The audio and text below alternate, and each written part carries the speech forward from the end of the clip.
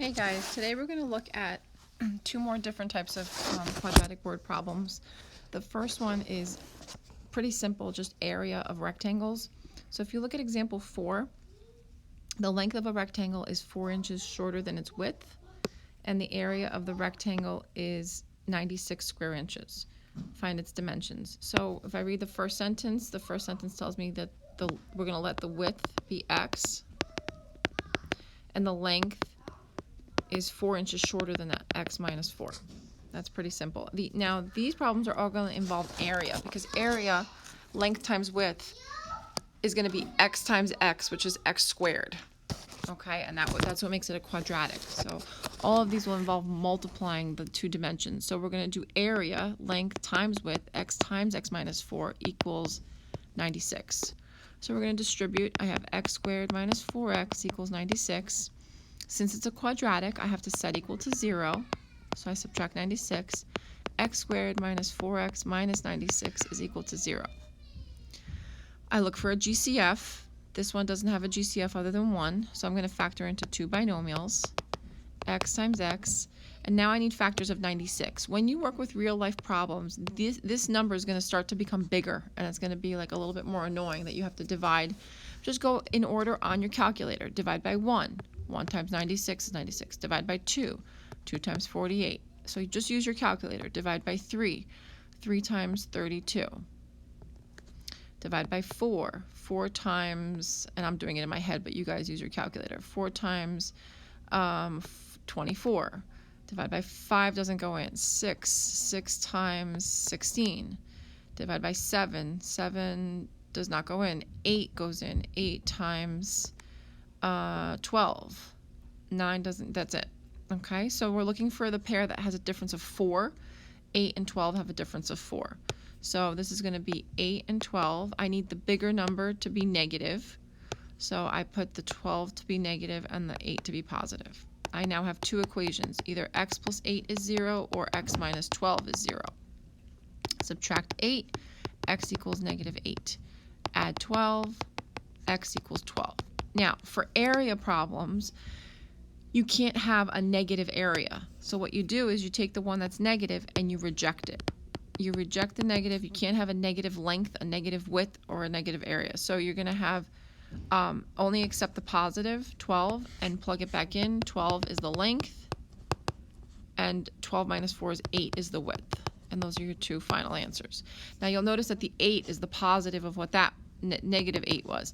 That only happens when the x squared coefficient is 1. If the x squared, the leading coefficient, is something other than 1, then you won't have that pattern.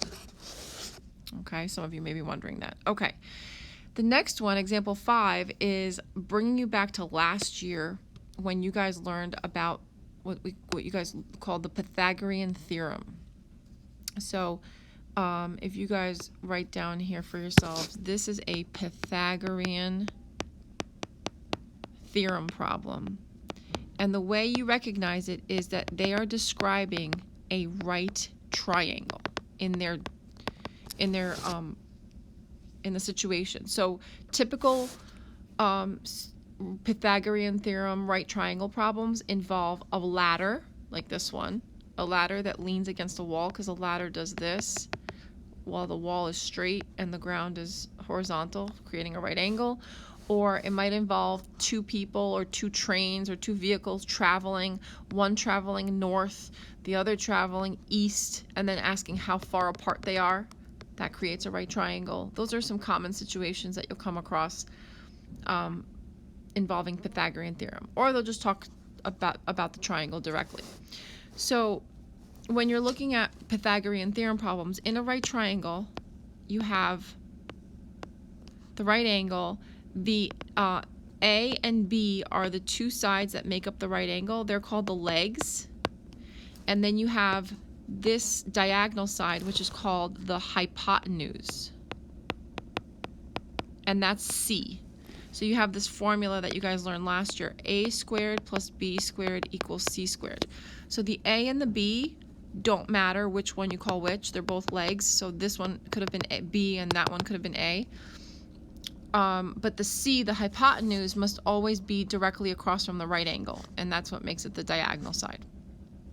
So we'll take a look at this problem. A ladder is resting against a wall. So we have a ladder resting against a wall. The top of the ladder touches the wall at a height of 12 meters. So the top of the ladder, which is here, touches the wall at a height of 12 meters. They're telling you that this is 12 meters. Find the length of the ladder. So find out how long the ladder is. Find this. That's x. If the length is 6 feet more than the distance from the wall. Okay, so the length of the ladder is 6 feet more, x plus 6, than the distance from the wall. The distance from the wall is this, x. So the length of the ladder is 6 feet more than its distance from the wall, which is down there.